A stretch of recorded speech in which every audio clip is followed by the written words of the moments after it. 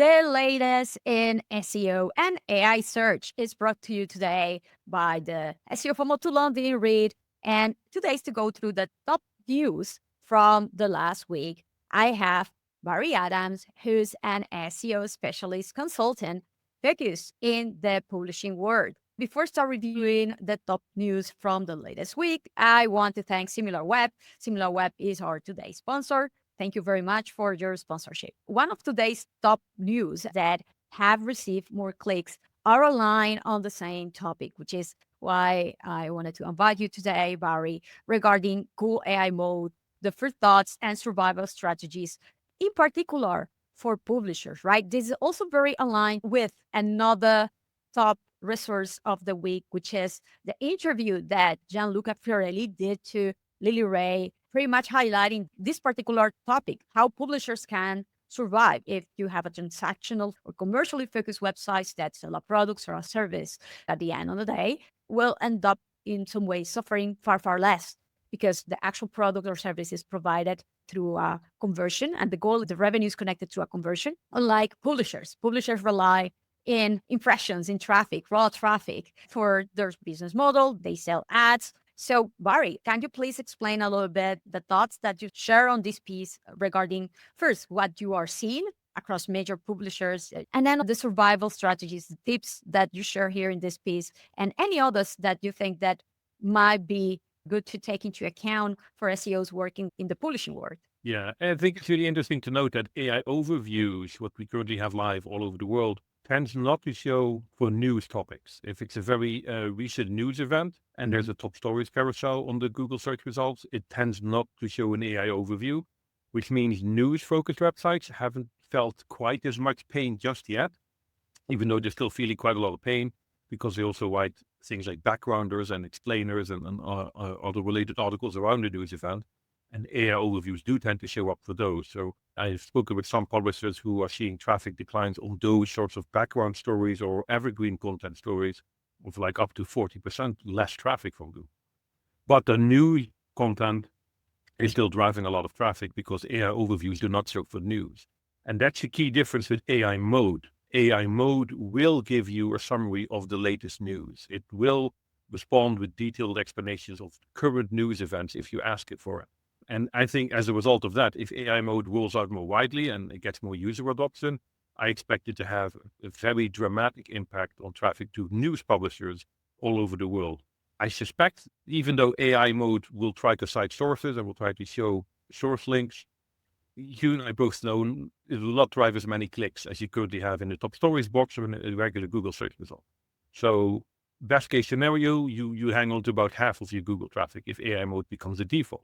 Yeah, in one of the latest news, they actually said that they're aiming for that little by little, because eventually, I guess that here the criteria will be if they are able to test it out in the next few months while keeping their ads revenue or even finding ways to increase it even further. And depending on that performance, they will push it further or not, I imagine. Yeah, absolutely. I mean, I think monetization is the only thing holding Google back because I think in terms of user feedback, AI mode is a success for Google. And I have to admit this myself. I'm an AI skeptic, as you probably know. I have used AI mode. I like it. I like using AI mode. I like that I can just dive deeper with follow-up questions and get more specific results of what I'm looking for directly in the search result without having to click through to a website, having to click through cookie consent banners, email pop-ups, getting bombarded with advertising. I can just stay in AI mode and do all the research that I need to do. And if that becomes the default, then, traffic to information-based websites, including news publishers, is going to take a massive, massive hit. And that is something that publishers need to be prepared for. I think you can't afford to wait until it happens. I think you have to be proactive and start looking at ways to diversify your traffic acquisition, diversify your revenue stream, but also prepare for a landscape where there just will be fewer clicks. There will be less traffic to your website, no matter how successful you are, no matter how broad a net you cast in terms of the channels you focus on.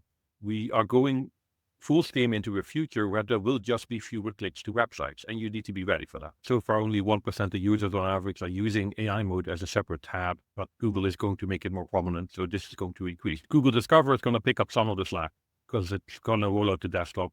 I already know some publishers who are very heavily invested in Discover as their primary traffic source. Unfortunately, Discover algorithms lend itself very well to sensationalism and clickbait. So I don't think if you're wanting to stick with quality journalism, that is the correct channel for you to focus on. And what's currently on the screen, direct brand visit, that's something not even Google can take away from. And I've said this many times before, and I'll probably keep repeating it until I'm blue in the face. If you're a publisher who doesn't do anything different, that doesn't do anything unique, if you're just another reporter of the same news that everybody else is also reporting, regardless of your niche or your industry, you're probably going to disappear in the next 5 years. You need to have something unique, something that makes you different, something that makes you better perhaps than your competitors, and something that your audience is wanting to actively seek out. Actively go directly to your website to get that type of news, which only you can provide to them.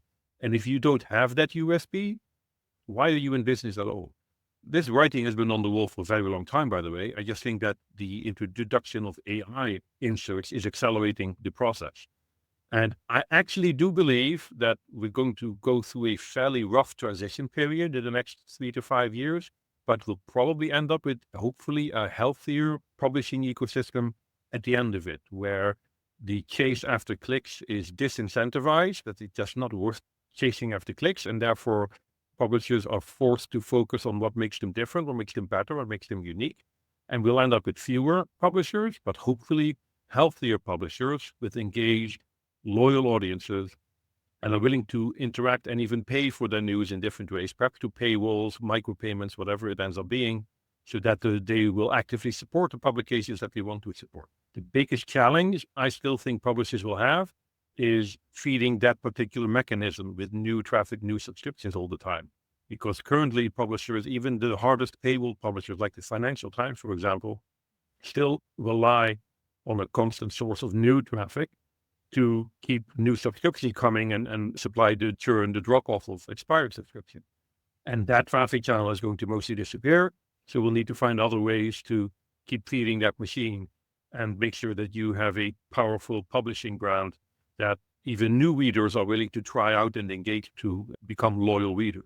If you want to highlight potentially a couple of things to move with the next topic for publishers or SEOs working with publishers. The biggest thing a publisher can do is be honest with themselves and understand what makes them unique, what makes them different, what makes them better, and try to nail that down. And that's always a bit risky because I don't think a lot of publishers have enough self-reflection to do that. And they might need to rely on external sources. They might need to rely on independent, external people, maybe do some customer research, some user research to really ask, why do you visit our website? What do you want from it? And I think that's a necessary step for them to take the next step and try to build that brand loyalty and that long-term engagement that makes them more or less immune from what Google and the other technology companies are up to. So I think that's the number one most important step, that a publisher needs to understand what makes them them, and then try and find a way to capitalize on that and build a brand around that. That's a really, really good answer. I'm not going to name, but yes, like it comes to my mind, like one that started in the financial or business related sector. And then they were writing about shoes and gadgets, right? So specialized publishers ended up diversifying and became generalists. So I can definitely see how it might be a little bit trickier, but yes, this is about brand positioning at the end of the day and establish that very well and develop on that. Classic marketing, Aleda. It's classic marketing. And a lot of publishers don't like marketing as a word. They think it's a dirty word, but they're going to have to learn to love it. 100%. To move on with the next topic, I think that it connects very well with what we have just spoke, and is about optimizing content for AI mode, LLMs in general. The two pieces covering that were actually featured in the last edition of the SEOFOMO newsletter. In one case is a post from Gianluca Fiorelli. In the others is this post from Jan Willem Bobbing in LinkedIn. And I love them because they are very actionable, explain in easy to follow steps. I have seen that a lot of pieces have talked about the importance of chunks in this case, but it's this very high level concept that is difficult to grasp. So I love how specific and actionable the pieces from Jan Willem and Gianluca are here. And Gianluca also with a very specific example for this search, why this chunk is highlighted and this other is not. And he start analyzing it. It's like, oh, how it is organized, how it is structured, how easy is for the AI system to extract the information from one versus the others and use it, especially you who works with people who have dedicated their life to write content. What you would like to highlight from this? I liked both of those pieces a lot. And one of the reasons I liked them both is that they're very light on technical jargon. They explain it very clearly and very directly in ways that pretty much everybody can understand. There's always been something that stuck with me that someone once said, I don't know exactly who it was, but it basically amounts to, if you cannot explain it clearly, you don't understand it well yourself. And I always find it that people use a lot of heavy-handed jargon and information retrieval terminology, are maybe not aware of the fact that their audience doesn't necessarily understand. Well, good luck explaining vector embeddings to a copywriter or a journalist or content marketer. No, at the end of the day, our work as an SEO, and I'm sure that you feel this heavily also, especially working with enterprise level companies. The more we work in this field, our work relies more on that good communication, good alignment, actionability. And this is it. So everybody in the team is able to understand it. Exactly. I mean, you and I may, when we hear vector embeddings, you think, yeah, multidimensional vector space where every word has a vector, and the closer they're aligned, the more similar the meanings are, those sorts of things. You can't explain that to a journalist and not expect them to glaze over and zone out. Also, don't ever tell a journalist how to write content. They know how to write content. They really do. The only thing that you need to do when you talk to a journalist when it comes to explaining things like this is tell them to maybe emphasize things a little bit different. Like you use subheadings, speak to the topic a little bit, but don't ever tell them how to do that job, because that's just going to get them into an antagonistic mode. And also, we're not journalists. I'm come from a technology background. So I have no right to tell a journalist how to do that job. And I think if you come at it with that perspective, as in just, it's not about telling someone how to do their job, but telling them what little things they can improve to maximize the chances of achieving whatever goal they want to achieve, be that a top stories ranking, a discover ranking, or a citation in a generative AI answer, you have a much higher chance of success. And it's what I like about both of those posts from both Jan Willem and from Gianluca, that they strip away all that lingo and that technical language, and they just say, well, if you do this, you're going to have a better chance of the right outcomes. And that's exactly the kind of communication we need to have to be taken seriously in these conversations with these companies when they ask us, oh, how do we optimize for generative AI? 100%. So hopefully this will give more references. And to facilitate all this, in fact, I have created a new section in learningseo.io, which is dedicated to optimize for AI search, to pretty much aggregate, on one hand, tips, frequently asked questions, and then resources that have been already published about how to optimize for AI search across different areas, subsections. All of these have been chosen directly by me. So I have only really tried to feature here information that is reliable, that come from reliable sources, actionable resources, also an aggregation of all of the tools in the market that have some sort of AI related optimization functionality, so we can start accessing them. So hopefully this also facilitates it all.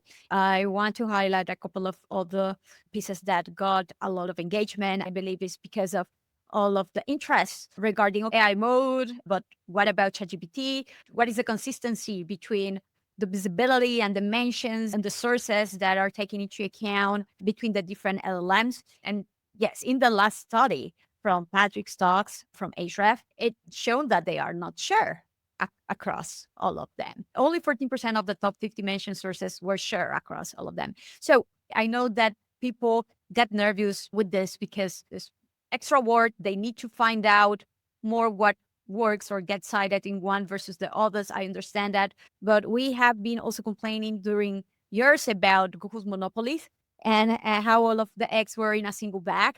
And at the end of the day, it's about thinking what is the platform that is more used by our audiences and allocate our efforts to identify the sources, the patterns accordingly, and focus on that. I like the research. I like how companies like Ahrefs are doing this sort of research and sharing this data freely and then helping bring the industry forward into this AI era. And it's interesting you mentioned, such a low percentage of traffic. You're talking 1% of traffic. Most websites coming from the AI bot. And it can be very tempting to then just not optimize for it. And to a certain extent, I agree with that because you're not really optimizing for traffic anymore if traffic is your key differentiator. But as we just talked about, traffic is going to decline anyway.